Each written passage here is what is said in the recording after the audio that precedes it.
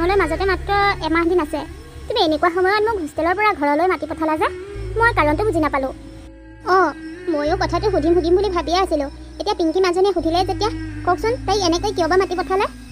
হেৰা পিংকি এনেকৈ ঘপককৈ যে মই মাতি পঠিয়ালোঁ, ইয়াৰ আঁৰতো বহুতখিনি কথা আছে, তুমি চাগে গমেই নোপোৱা। কি কথা আছে কওকচোন? পাপা কি কথা আছে সোনকালে কোৱা। পিংকি, তুমি কলেজত যিজন ল'ৰাৰ লগত সম্পৰ্ক গঢ়ি তুলিছা সেই ল'ৰাজন আমাৰ জাতৰ নহয়।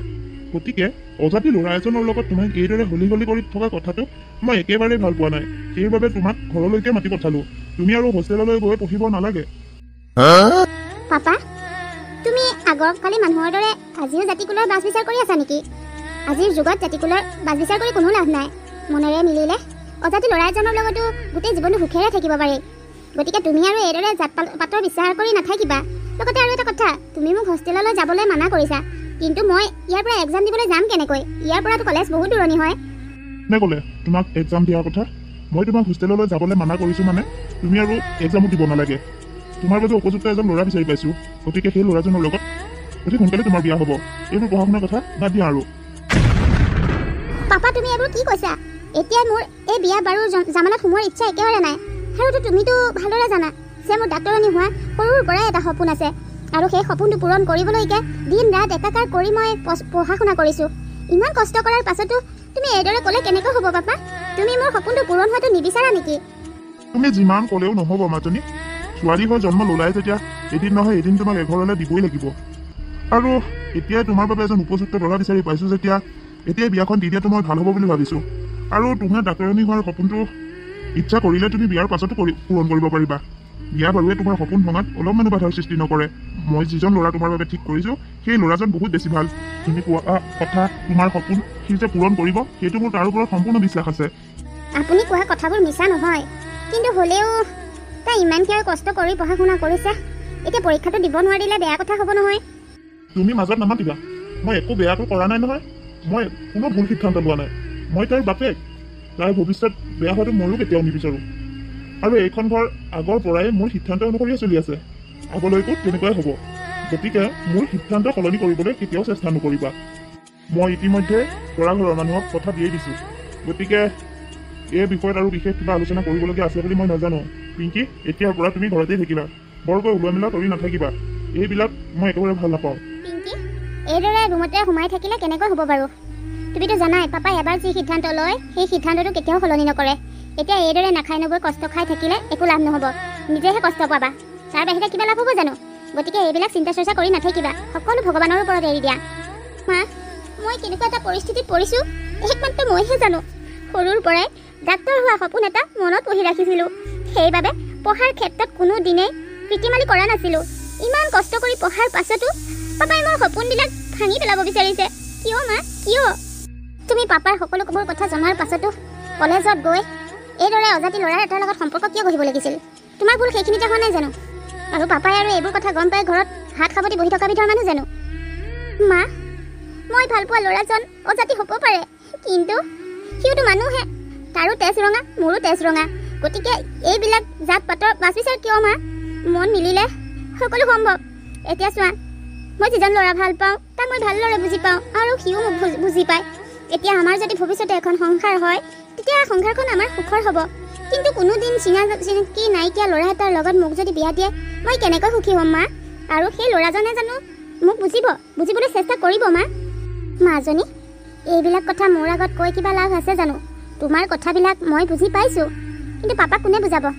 তুমিতো আগৰ পৰাই জানা যে পাপাৰ সিদ্ধান্তৰ ওপৰত মই কেতিয়াও মাত মাতিবই নোৱাৰোঁ। এতিয়া এই সিদ্ধান্তটোৰ ওপৰত মই মাতিবলৈ গ'লে আমাৰ দুইজনীৰে বিপদ হ'ব।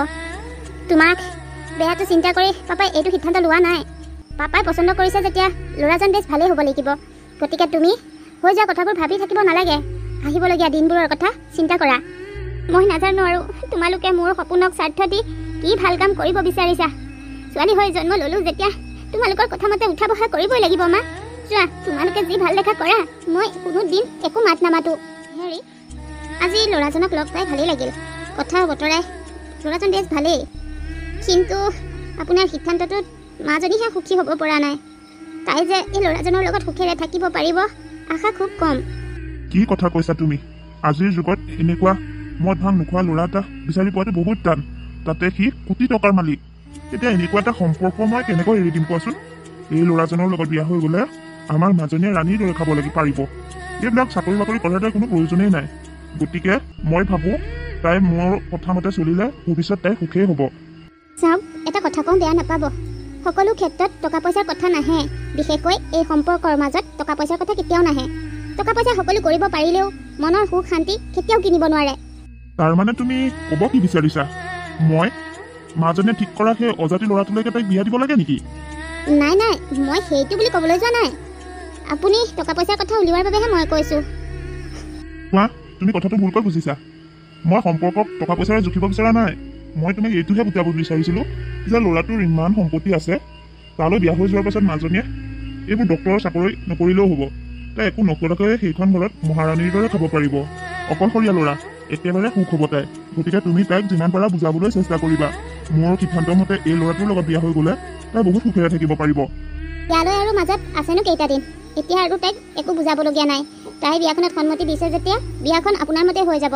গতিকে এই বিষয়লৈ অকণমানো চিন্তা নকৰিব। অঁ, তাইক ভালকৈ কৈ দিবা আকৌ এবাৰ, যাতে তাই কোনো ধৰণৰ খেলি মেলি নকৰে। মোৰ মান সন্মানৰ কথা চিন্তা কৰি তাই যাতে সকলোবোৰ কাম কৰে। মোৰ মাজনীৰ ওপৰত সম্পূৰ্ণ বিশ্বাস আছে। তাই আমাৰ মান সন্মান যাবলগীয়া কোনো ধৰণৰ কাম নকৰে। কিবা চক্ৰান্তত পৰি সেই অজাতি ল'ৰাটোৰ প্ৰেমত পৰিব পাৰে, কিন্তু হ'লেও তাই এনেকুৱা আৰু কাম নকৰে। কালিলৈ বিয়াৰ সকলো বজাৰ কৰি সম্পূৰ্ণ কৰিব লাগিব। গতিকে এতিয়া আৰু শুই থাকোঁ, গৈ ব'লা। এইদৰে কথা পাতি নাথাকোঁ, সময় বহুতেই হ'ল। ব'লক। পিংকি, তোমাক আজি এই সাজত বৰ ধুনীয়া লাগিছে। মই কল্পনা কৰা কইনাজনীতকৈও তুমি বহুত বেছি ধুনীয়া। মই সঁচাই বহুত বেছি ভাগ্যৱান দেই, যাৰ বাবে তোমাৰ দৰে এজনী ইমান সুন্দৰী পত্নী পাইছোঁ। মোৰ যে অফিচৰ সকলোৱে মোক লৈ জ্বলিব এতিয়া, জানা? কোনোবাই এনেকৈ মানুহৰ সন্মুখতে প্ৰশংসা কৰে নেকি? এইদৰে প্ৰশংসা নকৰিব, মোৰ লাজ লাগে। আমাৰ ইতিমধ্যে বিয়া হৈ গ'ল, গতিকে এতিয়াৰ পৰা তুমি আৰু মই পতি পত্নী। আমাৰ মাজত লাজ ভয় এইবিলাক থাকিলে কেনেকৈ হ'ব? মোৰ আগতো আৰু লাজ নকৰিবা দেই। আৰু পিংকি, আগলৈকে তোমাৰ যদি মোক কিবা ক'বলগীয়া থাকে নিৰ্ভয়ে ক'বা। মোৰ বাবে ভয় সংকোচ এইবিলাক একো নকৰিবা। ময়ো জানো যে এখন সংসাৰ চলি যাবলৈ হ'লে আমাৰ সম্পৰ্কৰ মাজত মৰম চেনেহৰ লগতে বিশ্বাসো থাকিব লাগিব। গতিকে মই আপোনাৰ বিশ্বাস সদায় অটুট ৰাখিবলৈ চেষ্টা কৰিম।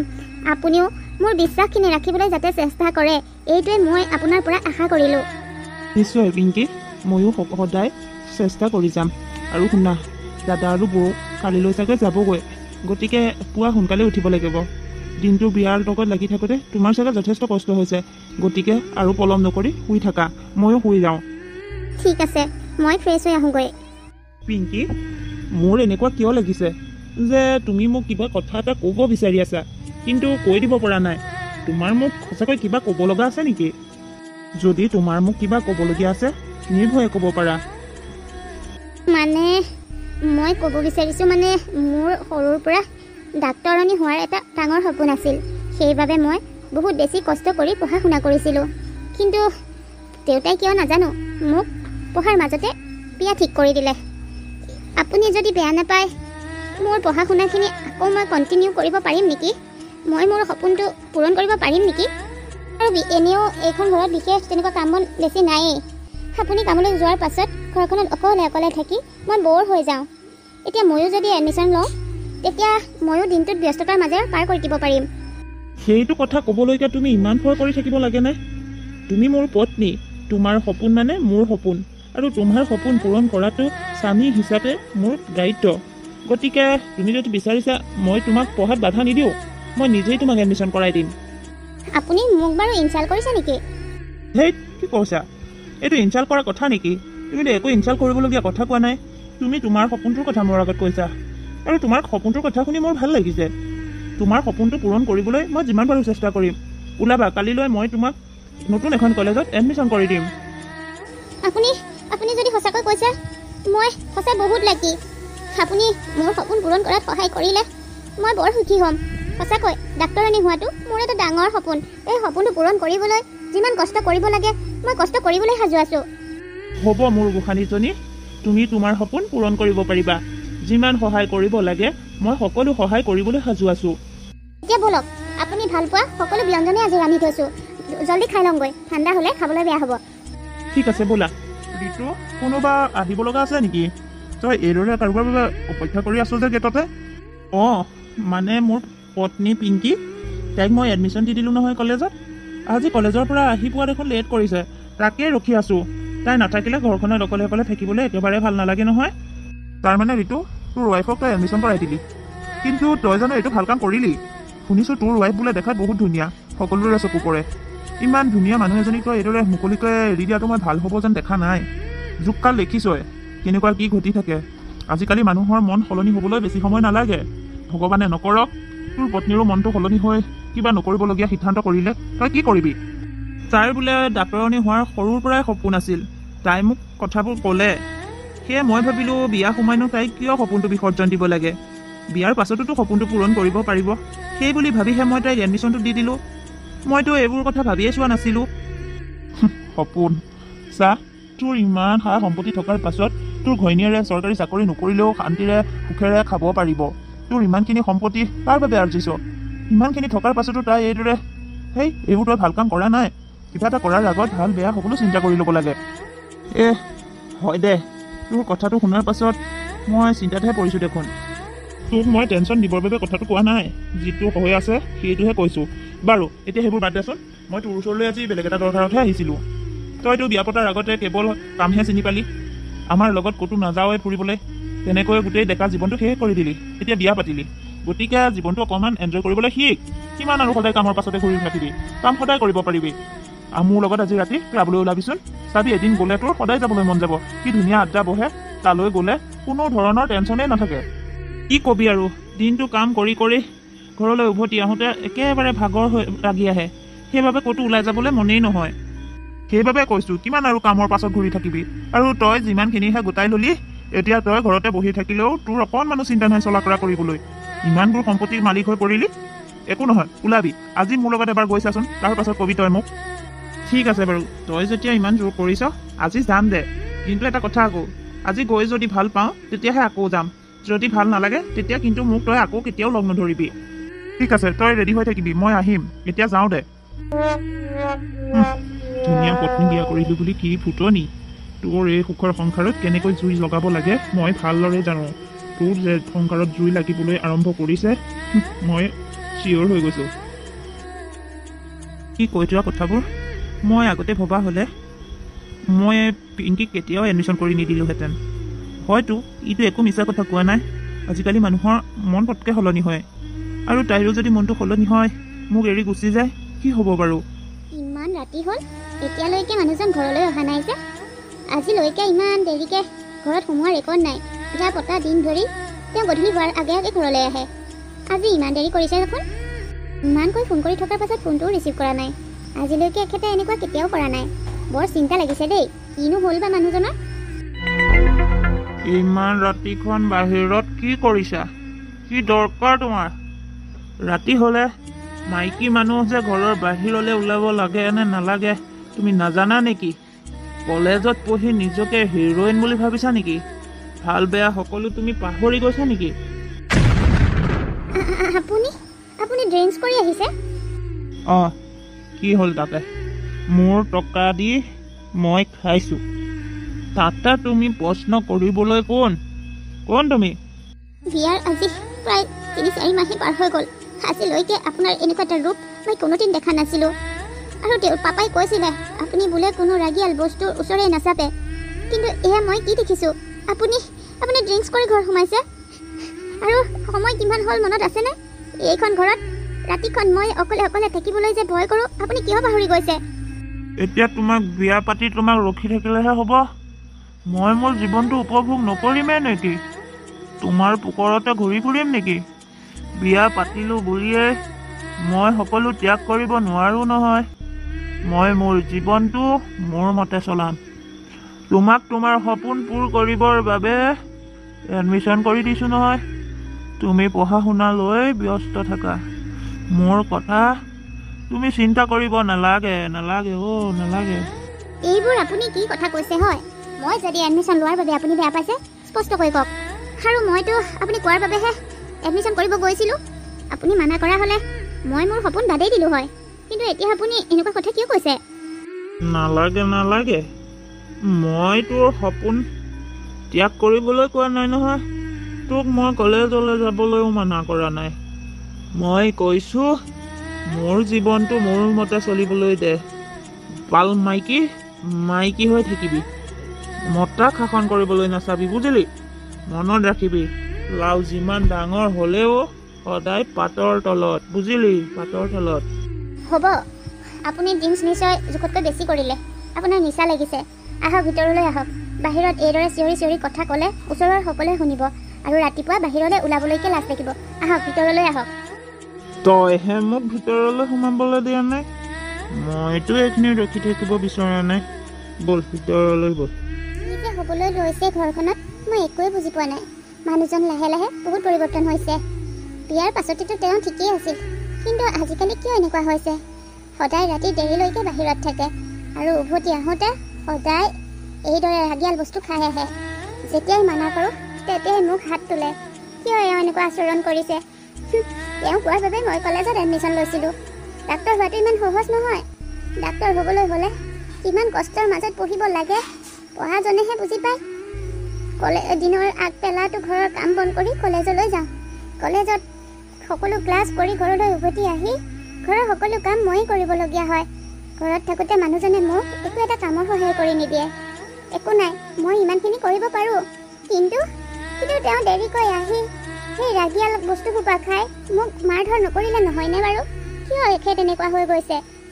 যিমানেই ভাল সম্পৰ্ক নহওক কিয়, এটা সম্পৰ্কৰ মাজত যেতিয়া এই ৰাগিয়াল বস্তুবিলাক সোমাবলৈ আৰম্ভ কৰে তেতিয়াই ভাল ভাল সম্পৰ্কৰো ফাট মেলিবলৈ আৰম্ভ কৰে। আমাৰো তেনেকুৱা হ'বলৈ গৈ আছে। কিয় মানুহজন এনেকুৱা হৈ গৈছে? কিয় মোক অকণমানো নুবুজা হৈছে বাৰু? পাপাইতো কৈছিল এখেতে বোলে ৰাগিয়াল বস্তুৰ ওচৰলৈকো নাযায়। কতা পাপাৰ কথা প্ৰিয় 3 মাহমানলৈকেহে থাকিল দেখোন। এতিয়া সকলো সম্পূৰ্ণ ওলোটা হৈ গ'ল। এইবিলাক কথা ঘৰতো ক'ব নোৱাৰোঁ। যিমান হ'লেও মা পাপাৰ মই একমাত্ৰ ছোৱালী। মই যদি দুখত থকা বুলি জানে তেওঁলোকে মনতে বহুত বেছি কষ্ট পাব। পাপাই বেছি কষ্ট পাব, কাৰণ পাপাই ঠিক কৰা ল'ৰালৈ বিয়া হৈ আহি মই এইদৰে দুখত থাকিবলগীয়া হোৱাটো পাপাই নিজৰ গাতে দুখ জাপি ল'ব, মনত কষ্ট লৈ জীয়াই থাকিব। গতিকে মই এইবিলাক কথা ঘৰত ক'বও নোৱাৰোঁ। কি কৰোঁ বাৰু? কি কৰিলে মানুহজন ঠিক হ'ব? শুনিছোঁ তেখেতে আজিকালি দিনতো অফিচলৈ নাযায়।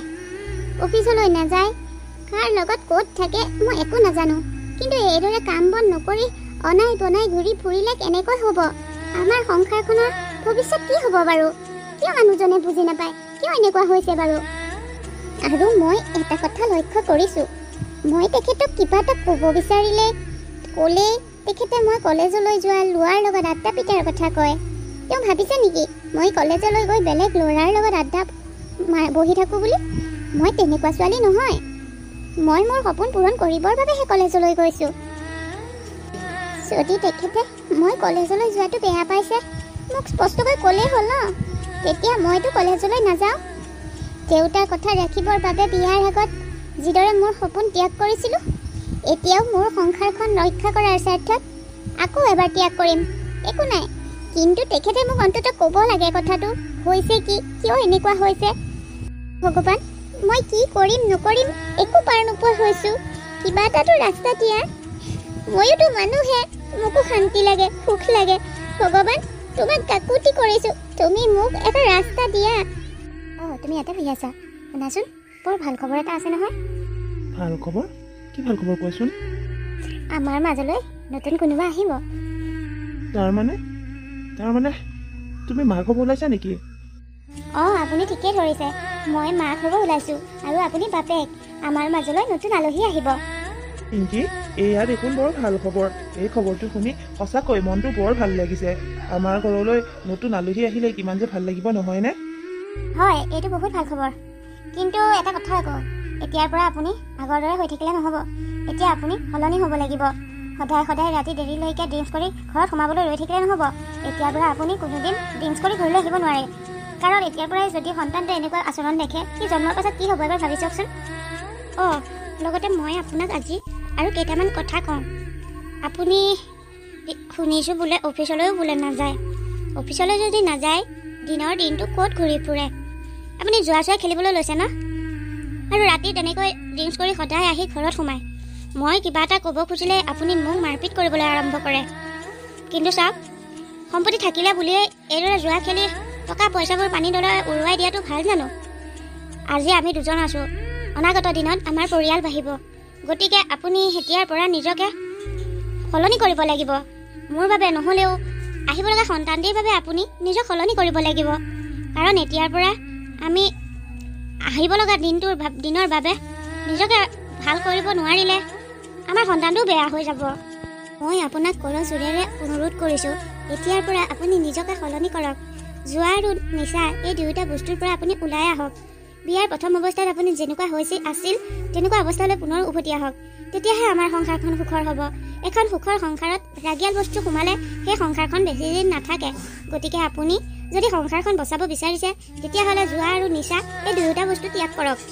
হ'ব সুবিধা লৈ তুমি বাৰে বিং কৰা কথা কিছুমান গাই থাকিব নালাগে। মই জানো নহয় কি ভাল কি বেয়া, তুমি মোক নীতি শিক্ষা নিদিলেও হ'ব। এতিয়া মই কোৱা কথাখিনি আপুনি বাৰে বিং কৰা শুনিলে, শুনিবইতো। নিচা কৰা মানুহক মানা কৰিলে কিমান বেয়া পায় সেইটো কথা মই জানো। কিন্তু মই বৰ্তমান মাক হ'ব ওলাইছোঁ, সেইবাবেহে আপোনাক মই এই নিচাবিলাকৰ পৰা আঁতৰি আহিব কৈছোঁ। এইবোৰ কথা আপোনাক বুজাই মই আপোনাক কিয় বুজাব পৰা নাই? আপুনি বুজিব কিয় খোজা নাই বাৰু? আপুনি জানেনে, কলেজলৈ যোৱাৰ আগত গোটেই ঘৰখনৰ কাম মই কৰি যাব লগা হয়। কলেজত ক্লাছ কৰিব লাগে, ক্লাছৰ পৰা আহি ঘৰত মই শান্তিৰে 1 ছেকেণ্ড ৰ'বলৈ নাপাওঁ। সকলোবোৰ কাম আকৌ ময়ে কৰিব লাগে। তথাপিতো মই ইমান দিনে একো কোৱা নাছিলোঁ। কিন্তু এনেকুৱা অৱস্থাত অকণমান ৰেষ্টৰ প্ৰয়োজন। সেই গতিকে আপুনি অফিচলৈ নোযোৱা সময়খিনি মোক 2-এটা কামত সহায় কৰি দিব লাগিব। আৰু ৰাতি দেৰিলৈকে এতিয়াৰ পৰা বাহিৰত থাকিব নোৱাৰে। কাৰণ এনেকুৱা অৱস্থাত এজনী মানুহ ঘৰত অকলে ৰাতি থকাটো ভাল কথা নহয়। হ'ব দিয়া, মোক তুমি বুজাই থাকিব নালাগে।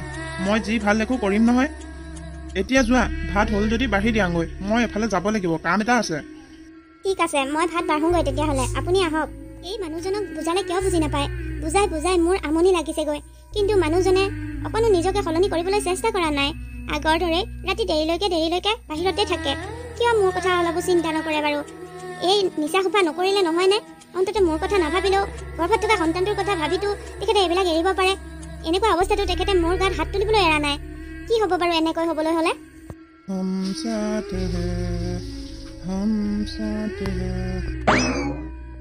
এই তোৰ কি হলো? এতিয়াও বাহিৰত ৰখি আছ যে, কেলৈ এতিয়ালৈকে বাহিৰত ৰৈ আছ? ৰাতি কিমান সময় হ'ল অনুমান কৰিব পাৰিছেনে? এতিয়ালৈকে আপুনি বাহিৰতে আছে। মোৰ মানুহজনী ঘৰত থাকিলে আপোনালৈ চিন্তা লাগি থাকে নহয়। সেইবাবে মই আপুনি আহিছে নেকি চাবলৈ আহিছিলোঁ। মই এটা মতা মানুহ, মই দেৰিলৈকে বাহিৰত থাকিলে একো নহয়। তই ইমানকৈ চিন্তা কৰাৰ কোনো প্ৰয়োজন নাই নহয়। আৰু তোক মই কিমান ক'ব লাগে, মোলৈ এইদৰে ৰখি নাথাকিবি বুলি। এইবিলাক মিছা অভিনয় কিয় কৰি থাক? মই ভালদৰে জানো তই মোৰ বাবে কিমান চিন্তা কৰ। কথা ক'লে নুশুন কিয় তই? আজে বাজে কি কথা ক'বলৈ আহিছে? এইদৰে আজে বাজে কথা ক'বলৈ আপোনাৰ লাজ লগা নাই? এনেকুৱা অৱস্থাত আপুনি মোক এনেকুৱা অবাইচ মাতবোৰ শুনাবলৈ অকণমানো কিয় চিন্তা নকৰে? আপোনাৰ দৰে অভদ্ৰ মই নহয়। এনেকুৱা অভদ্ৰ ব্যৱহাৰ মোক নকৰিব আপুনি। ঐ, কোন অভদ্ৰ? তই নে মই? তই মোক অভদ্ৰ বুলি ক'বলৈ আহিছ? ইমান সাহস পাইছ তই? দিনে তোৰ সাহস বাঢ়ি গৈছে। তই মোক জাহা তাহা কথা ক'বলৈ আহিছ। কোন অভদ্ৰ তোক মই এতিয়াই দেখাই আছো। আজিৰ পিংকিৰো যথেষ্ট খং উঠি আছিল। সেইবাবে তাই ঋতুৰ কোনো এটা কথাই এৰি দিয়া নাছিল। প্ৰতিটো কথাৰ জোখত উত্তৰ দি কৈছিল। আৰু এইদৰে তৰ্কাতৰ্কি কৰি এসময়ত কাজিয়াখনে ভয়ংকৰ ৰূপ ল'লে। ঋতুৱে খঙৰ ভমকত সকলো পাহৰি পিংকিক গটা মাৰি দিলে। আৰু পিংকিয়ে পেটটো দি পকাত বৰ বেয়াকৈ মুখ থেকেচা খাই পৰিল, যাৰ বাবে তাই গৰ্ভত বহুত বেছি কষ্ট পালে। আৰু সেইখিনিতে তাই অচেতন হৈ পৰিলে। ঋতুৱে তেতিয়াহে বুজি পালে সি কি কৰিলে আচলতে। আৰু টকা তৈয়াকৈ এম্বুলেঞ্চ এখন মাতি তাইক হস্পিটেলত ভৰ্তি কৰোৱা হ'ল। এতিয়া আহকচোন তাৰ পাছত কি হয় চাওঁ। মোক ক্ষমা কৰি দিব। মই চেষ্টা কৰিও আপোনাৰ গৰ্ভত থকা সন্তানটি বচাব নোৱাৰিলোঁ। আপুনি পেটটোত বৰ বেছি দুখ পোৱাৰ বাবে সন্তানটো গৰ্ভতেই নষ্ট হ'ল। গতিকে মোক ক্ষমা কৰিব আৰু আপুনি যিমান পাৰে নিজৰ যত্ন ল'বলৈ চেষ্টা কৰিব। বাইদেউ, সেয়া আপুনি কি কৈছে? সন্তানটো গৰ্ভতে নষ্ট হৈ গ'ল। সন্তানটো যদি বচাব নোৱাৰিলে মোক কিয় বচালে? মোকো মৰিবলৈ কিয় নিদিলে বাইদেউ? এতিয়া মই কেনেকৈ জীয়াই থাকিম? নিজকে অকণমান কণ্ট্ৰল কৰা। জানো এজনী মাকৰ বাবে এইটোতকৈ আৰু দুখৰ কথা একো নহয়। কিন্তু কি কৰিবা, কপালত যি লিখা আছে সেয়াহে হ'ব। বাদ দিয়া এইবোৰ কথা। এতিয়া এইদৰে চিন্তা কৰি নাথাকিবা। তুমিও ইমান বেছি সুস্থ হোৱা নাই, গতিকে নিজৰ অকণমান কেয়াৰ ল'বা। পিংকি, মোক ক্ষমা কৰি দিয়া।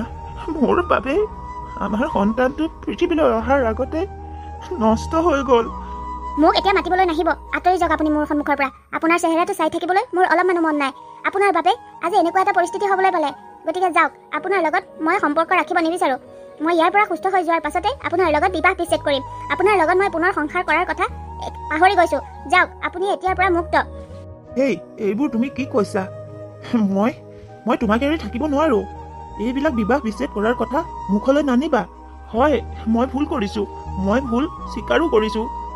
এতিয়াৰ পৰা মই এনেকুৱা ভুল নকৰোঁ আৰু। কিন্তু তুমি মোক এৰি যোৱাৰ কথা নক'বা পিংকি, কেতিয়াও নক'বা। এইটো কেৱল মাত্ৰ এটা ভুলেই নহয়, এইটো আপুনি অপৰাধ কৰিছে। এইটো এটা বহুত ডাঙৰ অপৰাধ, যিটো মই জীৱনত কেতিয়াও পাহৰিব নোৱাৰোঁ। আপোনাৰ লগত থাকিলে ইয়াতকৈও কেতিয়াবা যে ভয়ংকৰ ঘটনা হ'ব, সেইটো মই নিশ্চিত। গতিকে বিপদৰ আগজাননী পাইছোঁ যেতিয়া, আপোনাৰ পৰা আঁতৰি অহাটোৱে মোৰ বাবে মংগল হ'ব। গতিকে আপুনি বেয়া নাপাব, আপোনাৰ লগত মই সংসাৰ কৰিব নোৱাৰিম। কিন্তু পিংকি, তুমিতো জানা মই এইবোৰ সকলো নিচাত কৰিছিলোঁ। নহ'লে মই তোমাক এনেকুৱা এটা কৰিব কেতিয়াও নোৱাৰোঁ। তুমি ভালদৰে জানা যে মই তোমাক কিমান বেছি ভাল পাওঁ। ভাল পায় ক'বলৈ তেনেই সহজ নহয়নে? কিন্তু চাওক, আপুনি মোক কিমান ভাল পায় মই আপোনাৰ কামতেই বুজি পালোঁ। গতিকে প্লিজ আপুনি মোৰ সন্মুখৰ পৰা আঁতৰি যাওক। মোৰ সন্মুখলৈ আৰু কেতিয়াবা আহিবলৈ চেষ্টা নকৰিব, কাৰণ আপোনাৰ এই চেহেৰাটো দেখিলে মোৰ লগত হৈ যোৱা দুৰ্ঘটনাটোৰ কথা সদায় মনত পৰি থাকিব। গতিকে আপুনি যদি মোৰ ভালটো বিচাৰে, তেতিয়াহ'লে মোৰ ওচৰৰ পৰা আঁতৰি যাওক। পিংকি, তোমাক মই অনুৰোধ কৰিছোঁ, মোক তুমি ইমান এটা ডাঙৰ শাস্তি নিদিবা পিংকি। চাওক, আপোনাক মই অলৰেডি ক'লোৱেই, আপোনাৰ এই চকু পানীয়ে মোৰ অন্তৰ গলাব নোৱাৰে মোৰ অন্তৰ চুব। মোৰ লগত যিটো দুৰ্ঘটনা হৈ গ'ল, ইয়াৰ পাছত আপোনাৰ প্ৰতি মোৰ কেৱল ঘৃণাহে আছে। গতিকে যাওক, আপুনি এতিয়াই মোৰ ওচৰৰ পৰা আঁতৰি যাওক। পিংকি, এতিয়া এফালৰ পৰা কৈ যোৱাচোন, তোমাৰ লগত এইবোৰ ঘটনা কেনেকৈ কি হ'বলৈ পালে? পাপা, ইমান দিনে নকওঁ বুলি কথাবিলাক মনৰ ভিতৰতে সাঁচি ৰাখিছিলোঁ। ভাবিছিলোঁ তোমালোকে বহুত বেছি কষ্ট পাবা, কিন্তু এতিয়া সময় আহি পৰিলে মোৰ সকলো কথা তোমালোকক খুলি কোৱা। পাপা, তুমি যিজন ল'ৰাক ইমান ভাল বুলি মোক গোটেই জীৱনৰ বাবে তেওঁৰ লগত সমজাই দিছিলা, সেইজন ল'ৰা অলপমানো ভাল নহয়। তেওঁ বিয়াৰ প্ৰথম 3 মাহ মানলৈকে ঠিকেই আছিলে, কিন্তু লাহে লাহে তেওঁ জুৱা খেলিবলৈ আৰম্ভ কৰিলে, লগতে নিচাও কৰে। দিনৰ দিনটো অফিচলৈ নাযায়, জুৱা খেলি থাকে। ৰাতি হ'লে লগৰীয়াৰ লগত নিচা কৰে আৰু ঘৰলৈ বহুত দেৰিকৈ আহে। ঘৰলৈ দেৰিকৈ সোমালে মই যদি তেখেতক প্ৰশ্ন কৰোঁ, তেখেতে মোক মাৰপিট কৰে। তাৰ পাছত তুমিতো জানাই মই এডমিশ্যন লৈছিলোঁ কলেজলৈ যাওঁ, ইমান বহুত কাম কষ্ট কৰি মেলি কলেজলৈ যাব লাগে। ঘৰলৈ উভতি আহি গোটেই কামখিনি মোৰ মূৰৰ ওপৰতে। তেখেতে ঘৰত থাকিলেও মোক একো এটা কামত সহায় কৰি নিদিয়ে। মই যদি কিবা এটা ক'ব বিচাৰোঁ, তেখেতে কেৱল মই কলেজলৈ যোৱাৰ কথাটো লৈয়ে ঠাট্টা কৰে। মই তেওঁক ভালকৈ কেইবাবাৰো সুধিলোঁ যে মই কলেজত এডমিশ্যন কৰাৰ বাবে তেখেতে বেয়া পাইছে নেকি, কিন্তু নাই, তেখেতে স্পষ্টকৈ একো নকয়। তাৰ অলপ দিনৰ পাছতে মই মাক হ'লোঁ। মাক হ'বলৈ ওলোৱাৰ পাছতে তেখেতক মই ভালকৈ ইমান বুজালোঁ যে এনেকুৱা অৱস্থাত এইবোৰ মদ পান কৰাটো ভাল নহয়, কিন্তু নাই, কথাকেইটা সলাগনি ল'লে, কিন্তু একো নহ'লে। এফালেদি সুমুৱাই এফালেদি উলিয়াই দিলে। আৰু সেইদিনা ৰাতি তেখেত ঘৰলৈ বহুত ৰাতিলৈকে উভতি নহাৰ বাবে মই এনেকুৱা অৱস্থাৰে ৰাস্তাত ৰখি আছিলোঁ। তেওঁ আহি মোৰ লগত তৰ্কাতৰ্কি কৰিবলৈ আৰম্ভ কৰিলে। সেয়েহে মোৰো যথেষ্ট খং উঠি আছিল। সেইবাবে ময়ো তেওঁৰ একোটা প্ৰশ্ন এৰি দিয়া নাছিলোঁ। অৱশেষত আমাৰ কাজিয়াই এনেকুৱা এটা ৰূপ ল'লে যে তেওঁ মোক একো ভাবি গুণি নাচাই গটা মাৰি দিলে আৰু মই মাটিত পৰি গ'লোঁ। তাৰ পাছতে মোৰ এইবোৰ হ'ল। পাপা, তোমাৰ লগত যদি এনেকুৱা এইবোৰ ঘটিয়ে আছিল, তুমি আমাক কিয় কোৱা নাছিলা? আমি তোমাৰ খবৰ ল'বলৈ গ'লে ফোন কৰিলেই তুমি দেখোন সদায় তোমাৰ ভালে থকা কথাই কোৱা। কিয় এনেকৈ মিছা কৈছিলা তুমি? মিছা কোৱাৰ বাহিৰে মোৰ জানো কিবা উপায় আছিল? পাপা, তুমি মোক জোৰ কৰি সেইজন ল'ৰালৈ বিয়া কৰি দিছিলা, আৰু তাৰ পাছত যদি মই দুখত থকা বুলি তোমাক কওঁ, তুমি জানো শান্তি পালা হয়? সেইবাবে মই তোমালোকৰ পৰা কথাখিনি লুকুৱাই ৰাখিলোঁ। কিন্তু পাপা, মই স্পষ্টকৈ কৈছোঁ, মই তেখেতক বিবাহ বিচ্ছেদ কৰিব বিচাৰোঁ। মই আৰু এনেকুৱাকৈ শাস্তি লৈ জীয়াই থাকিব নিবিচাৰোঁ। মোৰ যিখিনি আধৰুৱা হৈ আছে পঢ়া শুনা, সেইখিনি মই সম্পূৰ্ণ কৰিম। লগতে মোৰ ডাক্তৰণী হোৱাৰ সপোনটো মই পূৰ কৰিম। কিন্তু সেইজন স্বামীলৈ মই আৰু কেতিয়াও উভতি নাযাওঁ। তেওঁৰ লগত সংসাৰ মই আগবঢ়াব নোৱাৰোঁ। পাপা, মাজনী, এইবাৰ পাপায়েও যদি তোমাক তালৈ যাবলৈ দিয়ে, মই যাবলৈ নিদিওঁ। পাপাৰ বিৰুদ্ধে মই থিয় হ'ম। তাৰ বাবে তুমি ইমান কষ্টত থাকিবলগীয়া হ'ল।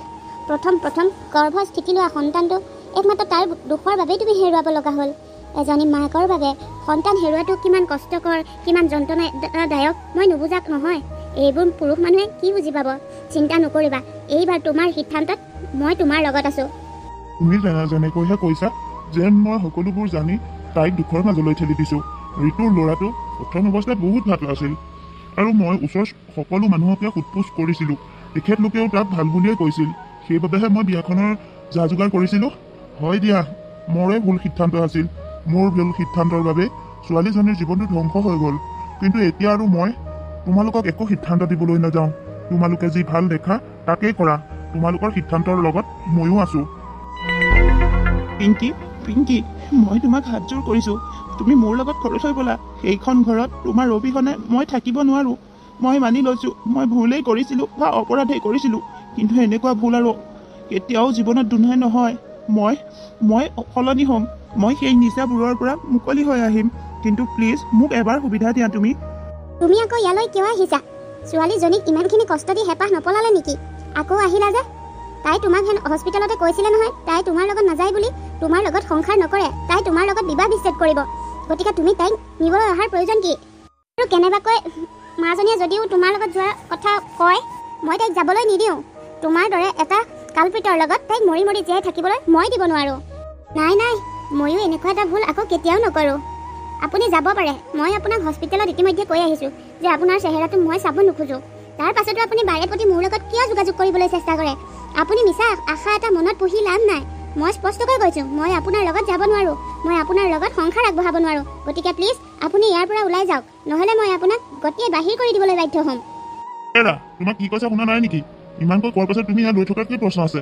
যোৱা ইয়াৰ পৰা। তুমি বাইদেউৰ আগত ভালকৈ খুলি নকলা নেকি যে পেচেণ্টজন বহুত চিৰিয়াছ বুলি? নহ'লে বাইদেউ ইমান দেৰি কিয় কৰিছে আহিবলৈ? মই বাইদেউক ভালকৈ কৈ আহিছোঁ। বাইদেউ ঘৰলৈ যোৱাৰ সময়ো হ'ল। ৰ'ব আহিব। মেঘালী, ক'ত আছে পেচেণ্টজন? মোৰ ঘৰলৈ যোৱাৰ সময় হ'ল। এপাক চাই মই ঘৰলৈ যাওঁ। এয়া বাইদেউ বেডতে শুৱাই থৈ আছোঁ। চাওকচোন কিমান চিৰিয়াছ কণ্ডিশ্যন। ইমান বেয়াকৈ এক্সিডেণ্ট কৰিব লাগেনে বাৰু? যিহেতু যেন তেনেহে আছে যেন লাগিছে গাত। এইয়া দেখোন ঋতু, ইয়াৰ এনেকুৱা এটা অৱস্থা হৈ গ'ল। মেঘালী, সোনকালে ICU ব্যৱস্থা কৰা। পেচেণ্টজনৰ অৱস্থা একেবাৰে বেয়া। মই এতিয়া ঘৰলৈ নাযাওঁ আৰু এখেতৰ লগতে এখেতক ট্ৰিটমেণ্ট কৰাত লাগিব। তেতিয়াহে কিজানি মানুহজন জীয়াই থাকে, নহ'লে এখেত জীয়াই থকাৰ আশা বহুত কম। মাজনী কিবা চিন্তা কৰি আছা নেকি? এতিয়ালৈকে শুবলৈ যোৱা নাই যে? ৰাতি বহুত সময় হ'ল, শুই থাকাগৈ যোৱা। হা? মই শুবলৈ চেষ্টা কৰিও শুব পৰা নাই। সেয়াই আহি ইয়াত বহি আছোঁহি। কিয় মাজনী, কিবা প্ৰব্লেম হৈছে নেকি? হা? আজি মেডিকেললৈ এজন পেচেণ্ট আহিছিল। পেচেণ্টজনৰ কথাই ভাবি আছোঁ। শুবলৈ গৈও চকুত বাৰে প্ৰতি সেই পেচেণ্টজনৰ মুখখনেই আহি আছে। বৰ বেয়াকৈ এক্সিডেণ্ট হ'ল জানা। জীৱটো গাত যেনে তেনেহে আছে। এইটোনো কি নতুন কথা? তোমালোকে সদায় হস্পিটেলত এনেকুৱা পেচেণ্ট পায়েই থাকা। এতিয়া এনেকৈ আৰু পেচেণ্টৰ কথা ঘৰত আহি ভাবি থাকিলে কেনেকৈ হ'ব কোৱাচোন? মা, আন পেচেণ্ট হোৱা হ'লে মই এনেকৈ চিন্তা কৰি নাথাকিলোঁ হয়। কিন্তু আজি সেই পেচেণ্টজন কোন জানানে? সেই পেচেণ্টজন মোৰ আগৰ স্বামী ঋতু। ঋতুৰ বৰ বেয়াকৈ এক্সিডেণ্ট হ'ল। এতিয়া তাক সম্পূৰ্ণ সুস্থ কৰিবলৈও বহুত টকাৰ প্ৰয়োজন হ'ব। টকাৰ কথা মই ভবা নাই। মই তাক একেবাৰে ফ্ৰীতেই সকলো চিকিৎসা কৰি দিম। কিন্তু তাৰ অৱস্থাটো দেখি আজি মোৰ সঁচাকৈ বহুত বেয়া লাগিছে। মদাহী মানুহ হ'বই আৰু এনেকুৱা এক্সিডেণ্ট। এতিয়া তাৰ কথা ভাবি মনত দুখ কৰি কিবা লাভ আছে জানো? ঠিক আছে, তুমি তাক বিনামূলীয়াকৈ চিকিৎসা কৰি দিবা। কিন্তু মাজনী, তুমি পুনৰ তাৰ লগত সংসাৰ কৰাৰ কথা চিন্তা নকৰিবা আকৌ। এইটো কৰিলে তোমাৰ জীৱনত আকৌ এটা ডাঙৰ ভুল হৈ পৰিব। নাই নাই মা, মোক আৰু কোনো পৰিস্থিতিয়ে ঋতুৰ লগত সংসাৰ কৰিবলৈ বাধ্য নকৰাই। মই মোৰ লগত হৈ যোৱা ঘটনাটো কেতিয়াও পাহৰিব নোৱাৰোঁ। কিন্তু যিমান হ'লে ময়োতো মানুহে, আৰু তেখেত মোৰ স্বামী আছিল। এসময়ত আমি দুয়োজন এটা কোঠাৰ সংগী আছিলোঁ। আমাৰ দুয়োৰে সপোন একেই আছিল, জীৱনৰ পথ একেই আছিল। সেইবোৰ কথা মনত পৰিহে মোৰ দুখ লাগিছে মা। যোৱা যোৱা, এতিয়া এইবোৰ চিন্তা কৰি এনেকৈ বহি থাকিব নালাগে। শুই থাকাগৈ। ৰাতিপুৱাই আকৌ হস্পিটেল যাব লাগিব নহয়। ৰাতি ভালকৈ টোপনি নাহিলে হস্পিটেলত ডিউটি কৰি ভাল নাপাবা। যোৱা। মই শুম নহয়, তুমি শুৱাই গৈছোন যোৱা। আপুনি আৰু বেছিদিন মেডিকেলত থাকিবলগীয়া নহয়। আপুনি অতি সোনকালে সুস্থ হৈ আগৰ দৰে হৈ পৰিব। কিন্তু মই সোনকালে সুস্থ হোৱাটো বিচৰাহে নাছিলোঁ। বাৰু যি কি নহওক, মই তোমাক এটা কথা কওঁ। ইমান দিনৰ পাছত তোমাক মই দেখিছোঁ। দেখি মোৰ আগৰ সেই সকলো কথা মনত পৰি গৈছে। আৰু তুমি জানানে, তুমি মোক এৰি অহাৰ পৰা মোৰ কি অৱস্থা হৈছিল? মোৰ এই এক্সিডেণ্টটো কিয় হ'বলৈ পালে জানা? তুমি মোৰ লগত বিবাহ বিচ্ছেদ কৰাৰ পাছতে মোৰ ঘৰখনত থাকিবলৈ মন নোযোৱা হ'ল। ঘৰৰ সম্পত্তি এটা দুটাকৈ বিক্ৰী কৰি যোৱা খেলোঁতে মোৰ একোৱেই নাইকিয়া হৈ পৰিল। মোৰ ওচৰত যেতিয়া সা সম্পত্তি টকা পইচা একো নোহোৱা হ'ল, তেতিয়া বংশ পৰিয়াল মিতিৰ কুটুম সকলোৱে দেখোন মোক অৱহেলা কৰিবলৈ ল'লে। আৰু কালি মই গাড়ী লৈ আহি থাকোঁতে অভাৰ ড্ৰিংকছ কৰি আহিছিলোঁ আৰু গাড়ী এখন অভাৰটেক কৰিবলৈ লওঁতে মোৰ ইমান বেছি এক্সিডেণ্ট হৈ গ'ল। তাৰ পাছত কি হৈ গ'ল মই একো নাজানো। হয় দিয়ক, আজিৰ যুগত মানুহ চিনি পোৱাটো ইমান সহজ নহয়। যিমান সহজ সৰল বুলি মানুহজনক ভবা হয়, সময়তহে বুজি পোৱা যায় সেই মানুহজন কিমান জটিল আৰু ভয়ংকৰ। মোৰ জীৱনতো তেনেকুৱা অভিজ্ঞতা আছে দিয়ক। মই মানুহ চিনিবলৈ এতিয়া আৰু বাকী নাই, মই সকলো বুজি পোৱা হৈ গ'লোঁ। তুমি কথাষাৰ নিশ্চয় মোকেই শুনাইছা। প্লিজ হৈ যোৱা কথাবোৰ ধৰি নাথাকিবাচোন। এতিয়াও সময় আছে, ব'লাই আমি আকৌ আমাৰ জীৱনটো নতুনকৈ আৰম্ভ কৰোঁ। চাওক, বেয়া নাপাব, বিয়া বাৰুৰ কথা মই একেবাৰেই পাহৰি পেলাইছোঁ। আপোনাৰ পৰা বিবাহ বিচ্ছেদ কৰাৰ পাছতো মোলৈ সম্বন্ধ নহাকৈ থকা নাছিল, বিয়াৰ প্ৰস্তাৱ নহাকৈ থকা নাছিল। মোলৈও বহুত বিয়াৰ প্ৰস্তাৱ আহিছিল, কিন্তু মই সকলো বিয়াৰ প্ৰস্তাৱ নাকচ কৰিছিলোঁ একমাত্ৰ আপোনাৰ বাবে। কাৰণ আপুনি মোৰ জীৱনত যিখিনি কৰিলে মই সেয়া কেতিয়াও পাহৰিব নোৱাৰোঁ। গতিকে এই সংসাৰৰ মায়াৰ জালত মোৰ সোমোৱাৰ একেবাৰে ইচ্ছা নাইকিয়া হৈ গ'ল। আৰু এতিয়াও মই আপোনাৰ লগত যাব নোৱাৰোঁ। মোৰ জীৱনটো ৰোগী চোৱা চিতা কৰাৰ নামতে উচৰ্গা কৰি দিলোঁ। আজিকালিচোন এনেকৈয়ে ভাল লাগে, ৰোগীবোৰক চিকিৎসা কৰি থাকোঁতে সময়বোৰ কেনি পাৰ হৈ যায় উতৰকিবই নোৱাৰি। গতিকে মই এইদৰে মানৱ সেৱা কৰিয়ে মোৰ বাকী থকা জীৱনখিনি পাৰ কৰি দিম। এটা কথা কি জানে, এজনী ছোৱালীয়ে এজন অচিনাকি ব্যক্তিৰ লগত গোটেই জীৱনৰ বাবে গুচি আহে। কিমান বিশ্বাস থাকিলে এজন অচিনাকি পুৰুষৰ লগত একেটা কোঠাত বসবাস কৰিব পাৰে। বহুত সপোন, বহুত আশা তেওঁলোকে মনত পুহি ৰাখে, কিন্তু সেই সপোনবোৰ যেতিয়া চকুৰ আগতে এফালৰ পৰা চুৰমাৰ হৈ পৰে, সেই ছোৱালীজনীয়ে বহুত বেছি কষ্ট পায়।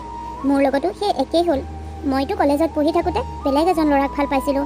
পাপা মায়ে সেই ল'ৰাজনক দিবলৈ ইচ্ছা প্ৰকাশ নকৰি পঢ়া আধাতে ৰাখি আপোনাৰ লগত বিয়া কৰি দিলে। ময়ো মা দেউতাৰ কথা পেলাব নোৱাৰি বাধ্য হৈ আপোনাৰ লগত বিয়া হৈ গুচি আহিলোঁ। লগত একালমান সপোন লৈ আহিছিলোঁ, এখন সুখৰ সংসাৰ গঢ়িম বুলি ভাবিছিলোঁ, কিন্তু আপুনি মোক সুবিধাই নিদিলে। আপুনি মোক বুজিবলৈ চেষ্টা নকৰিলে। কিহৰ ক্ষোভত নাজানো আপুনি ইমানকৈ নিচা সেৱন কৰিবলৈ ল'লে, জুৱা খেলিবলৈ ল'লে।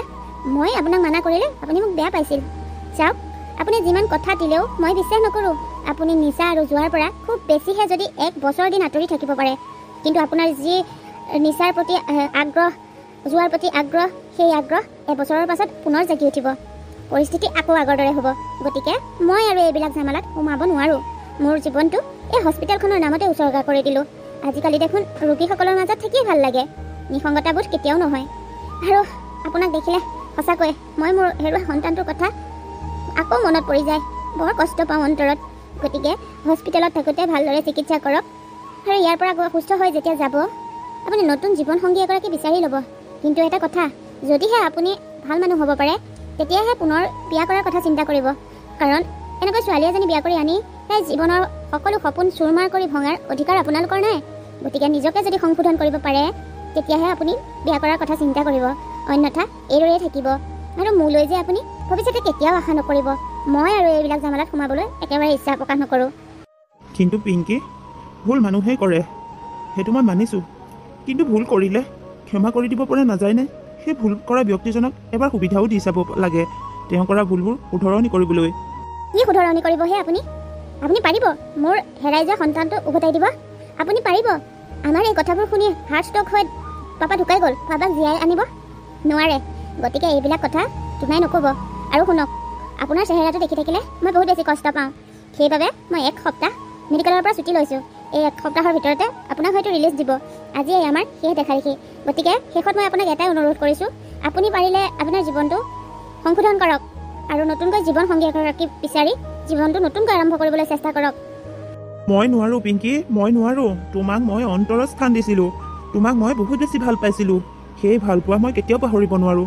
তোমাৰ স্থান মই কোনো নাৰীকেই দিব নোৱাৰোঁ। গতিকে তুমি যদি মোৰ লগত সংসাৰ নকৰা, ময়ো সদায় এইদৰে ৰখি যাম।